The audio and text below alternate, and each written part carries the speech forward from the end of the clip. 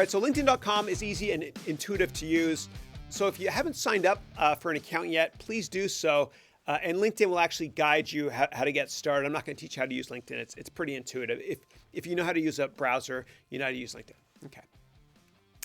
Now, we should all think of LinkedIn as kind of a dynamic resume that keeps growing, okay? It keeps getting optimized and keeps getting noticed by more and more people the more professional it is. And your LinkedIn profile is going to be very professional soon. It'll actually be on steroids by the end of this course, which should really help you to get your dream job or find customers or just network. Okay, so please note, I recommend not adding any new LinkedIn contacts, okay? Any new people connected to you until I ask you to do so in several sections from now, just because I want to make sure that that your LinkedIn profile is perfect, okay? Before we let LinkedIn try to connect with all of your contacts in your Gmail address book or whatever other email service you use, okay? So if you've already done this, you've connected with a lot of people, don't worry about it, okay?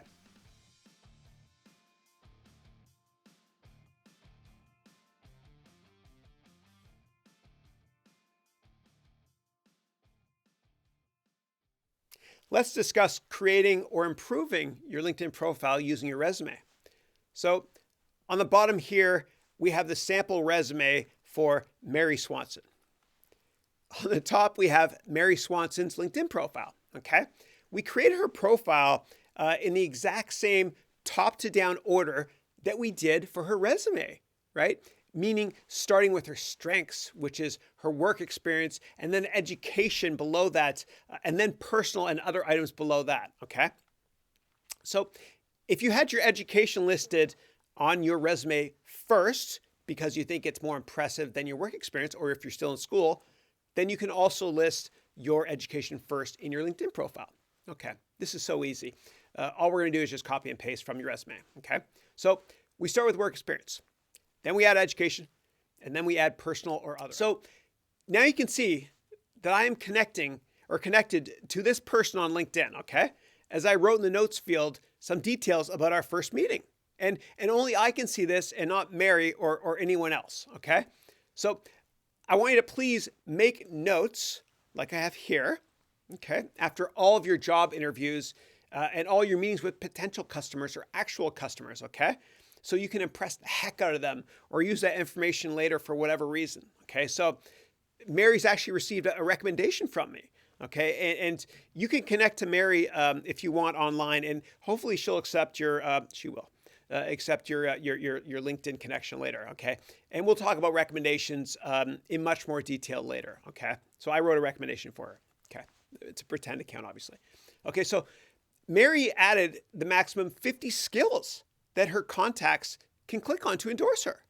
So it's kind of like using Facebook likes, okay? And so Mary added many of these items because search engines, meaning recruiters, or recruiters using search engines, can find these items when looking to hire someone. I'll talk more about that later, okay?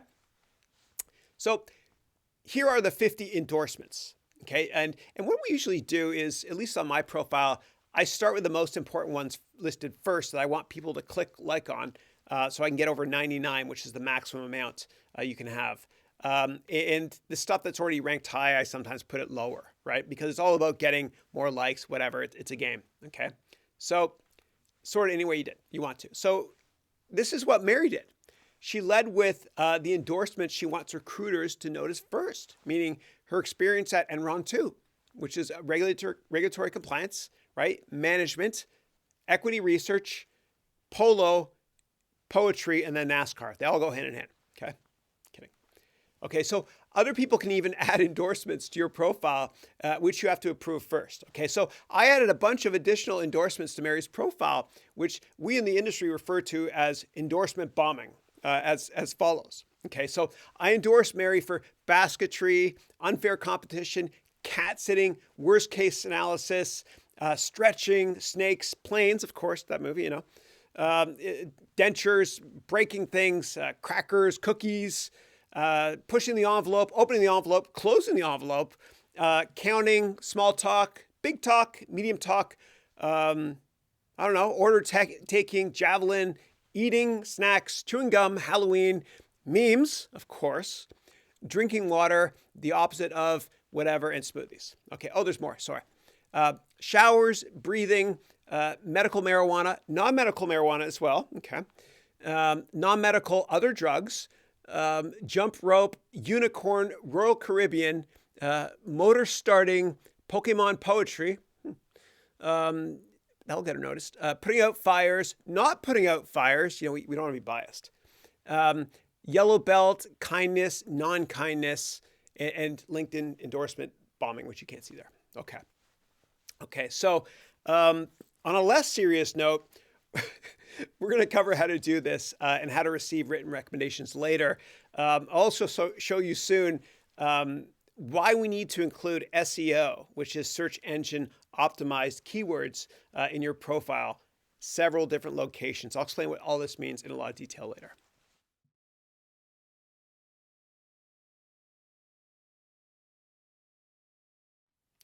Let's talk about the introduction to what to write on the summary part of your LinkedIn profile. Very important, okay? At the top of your LinkedIn profile, you'll see a summary section, right? That you want a recruiter or a potential future employer or potential customer to read.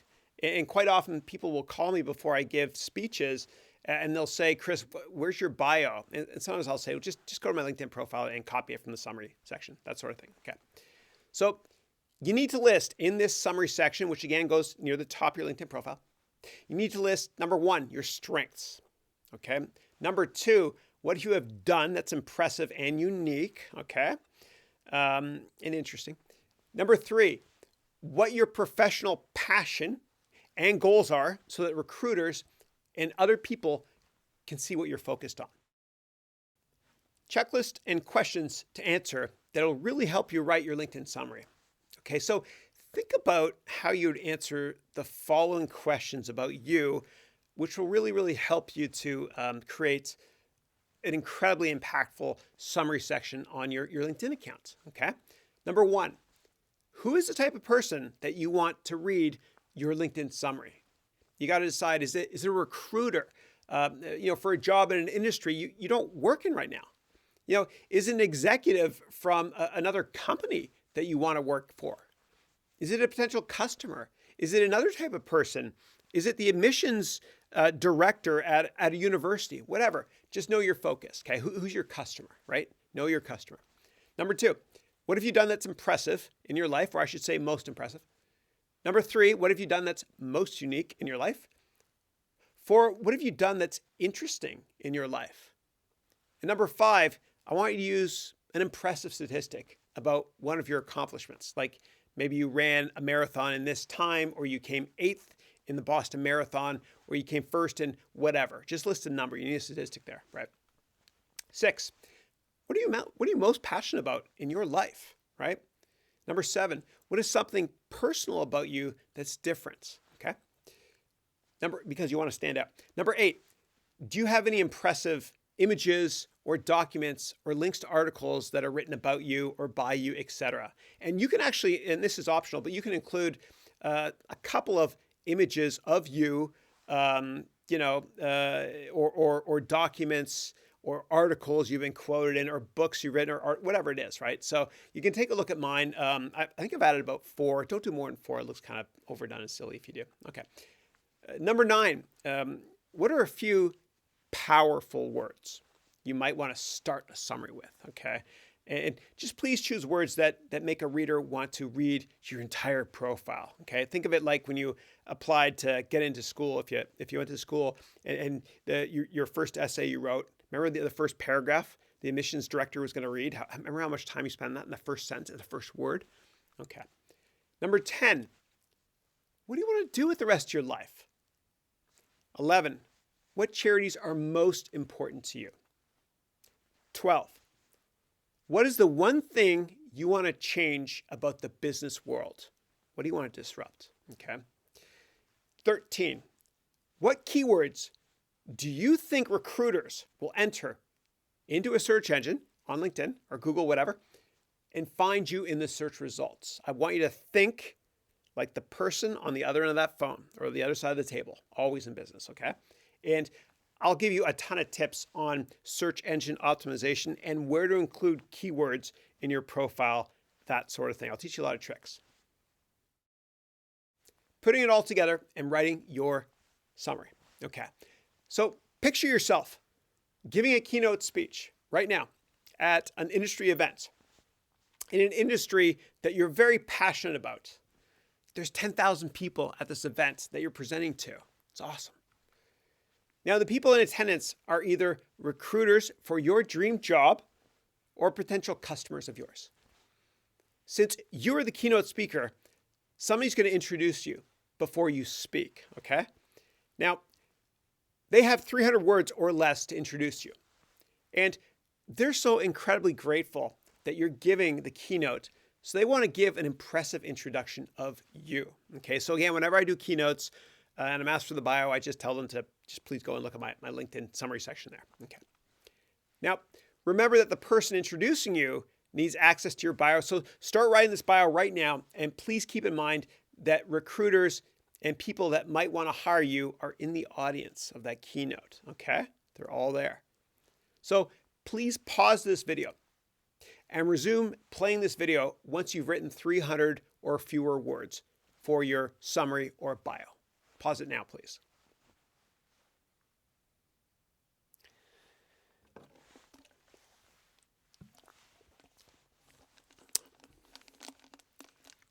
Okay, you can unpause it. Did you hear me? You can unpause now? Okay. So I drink this this Gatorade stuff, and it helps with my throat when I'm talking on camera. And I asked my wife to get, she got a bunch of color ones. It's my fault. And so if you watch some of my other courses, you'll see my tongue is actually blue and green and pink in them.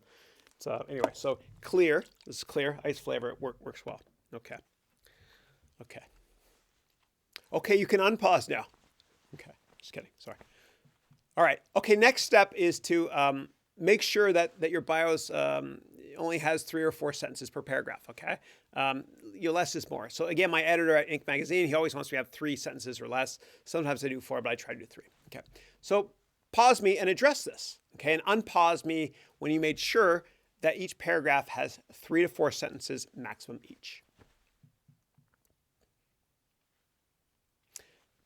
Okay, now make sure that your first sentence of your bio is unbelievably interesting, okay, or impressive, or unique about you.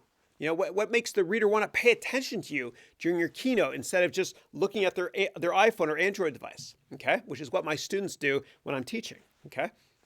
So please pause the video again and make the first sentence and the first word, right, of your bio incredibly impactful, okay? And when you're done making that first sentence impactful, then please unpause me.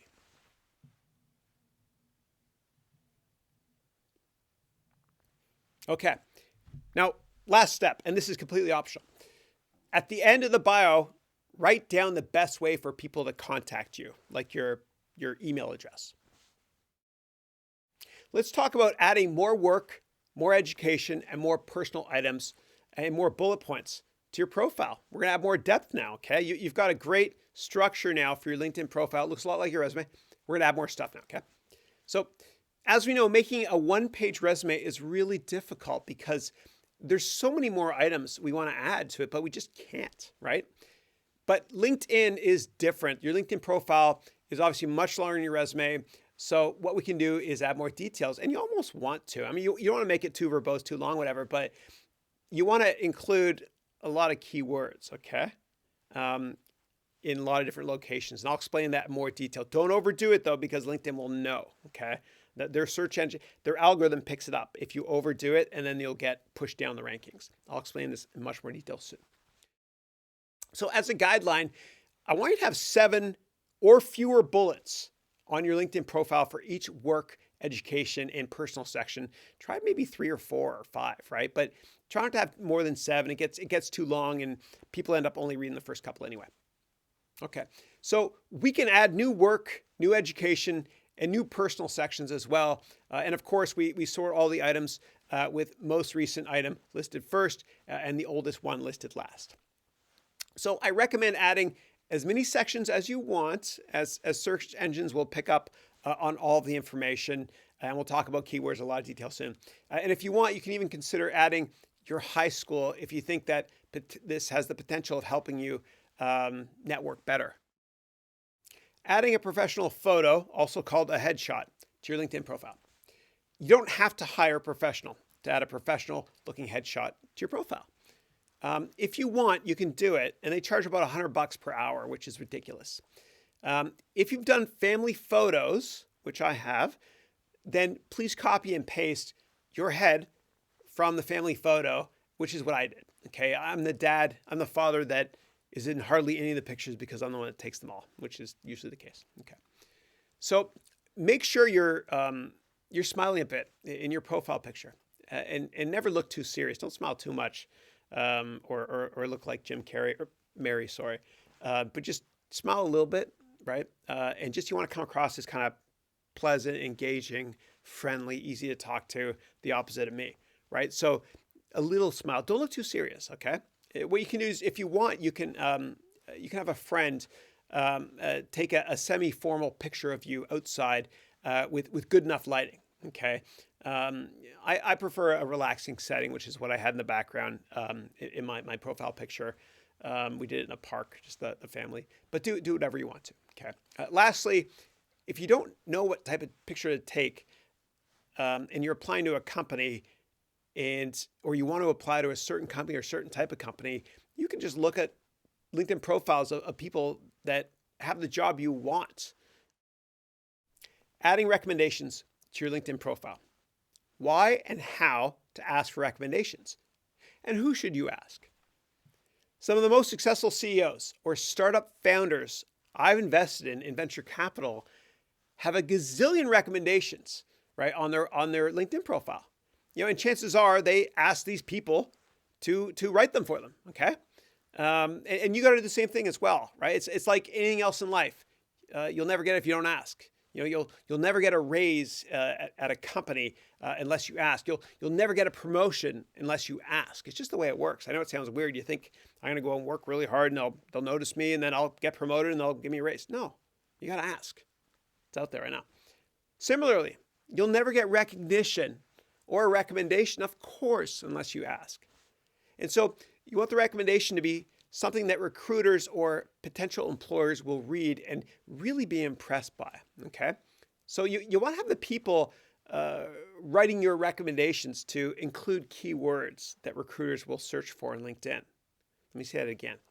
You want to have the people that are going to write your recommendations include certain keywords that recruiters will search for in LinkedIn, okay? Now, you're not writing the recommendation, obviously. That, it's not the way to do it. But just when you ask somebody to write it, they usually say, what do you want me to stress? Just list the keyword there, okay? Because the more instances you have of a certain keyword that you think a recruiter is going to search for, then the more likely you are to come up higher in the search rankings. Again, we'll cover that in great detail later. If you're still in school, I want you to have 5 recommendations on your profile. Why? Because your competition likely does not, okay? Now, if you have 5 years or less of work experience, I want you to have 10 recommendations. Why? Because your competition does not. If you have 10 or more years of work experience, I want you to have 15 recommendations at least, because your competition does not. And this will help you one day get a job or raise capital for your own company one day, right? So here's some recommendations that I asked for on my profile, and here are recommendations I have written on my profile. Okay, so anyway, you could take a look at my profile, and you can read the really, really nice one I wrote for Jim or Mary. Okay, our sample profile. Okay, Mary Swanson, right? Yeah. Okay, so I occasionally write profiles for people that have really helped me in my life. Like my mortgage broker here, who got me a mortgage somehow, I don't know how, during the 2008 financial crisis, when we were literally within 24 hours of bank machines not working. This guy saved my life, right? And so he never asked me to write this. I went ahead and wrote it. He's just a good guy. He's a good guy. Okay. So please feel free to use the same format I use when I wrote recommendations for other people, as you can see here. And I actually found it really easy to like when I write articles, right? We'll talk about how to do professional journalism later because you're going to be a journalist by the end of this as well. It helps you network. When I write articles, what really works is when you say that the title is 5 reasons why whatever, or 8 reasons to improve your life right now, right? Those are popular ways to write articles now because it's systematic. It's easy to organize that logic and read it quickly as well, right? Because our attention span is a lot lower now than it has been in the past. Similarly, whenever I write recommendations, I usually start with this. If I could describe Mary Swanson or Jim Carrey in 10 words or less, it would be as follows. Boom, boom, boom, boom, boom. Okay, so check out my profile. Please connect with me anyway, okay? I want you to connect with me, okay? And then what you can do is look at some of the recommendations I wrote and maybe use those as an example. Yeah, add Mary Swanson as well if you want as a contact. She might accept, I don't know, but yeah, okay. Endorsing people on LinkedIn and why you must do this, okay? Per this image, people have endorsements on their LinkedIn profile. And this is an easy or, to be honest, lazy way for people to endorse you, right? Now, you can make up to 50 endorsements on your own profile that you want people to endorse you for. And this is really important because it helps with the keyword searches when recruiters are searching for you, okay? So think about in your LinkedIn profile, what endorsement words are most important to you that you think recruiters would search for, okay? And it's also important as it's kind of a validation of your credibility if certain people endorse you. And you can always see who's endorsing you. There's a tiny little picture of them. You can click on their image. So you need to endorse many people because they usually endorse you in return, which makes your LinkedIn profile look even better. I mean, don't overdo it. Don't go and click on your boss's boss's boss, whatever. I'm just thinking of more of people that are one level above you, that sort of thing, or your buddies, people, your partners, your clients, that sort of thing. Clients are good, actually. Yeah, actually, clients are great, right? Especially because if you quit, you take your clients with you, right? Okay, and the recruiter could see that, or the person you might be working for could see that. Actually, it's probably a good idea to get your clients, your customers, to write recommendations for you. There's probably no better validation you could ever get, huh? Okay. Anyway, sorry. So the maximum number of endorsements you can show at least is 99, right? And it can take you a couple of years, right, to reach that many people endorsing you, right? That's why you see 99 is the most. Kind of like in LinkedIn, how they have 500 contacts or above is just shown as 500 because they don't want to make it a race of everybody diluting the quality of the contacts you have, I guess. I don't know. Okay, now if somebody endorsement bombs you by putting inappropriate endorsements on your profile, which is something I have never, ever done, don't worry because you can easily remove them.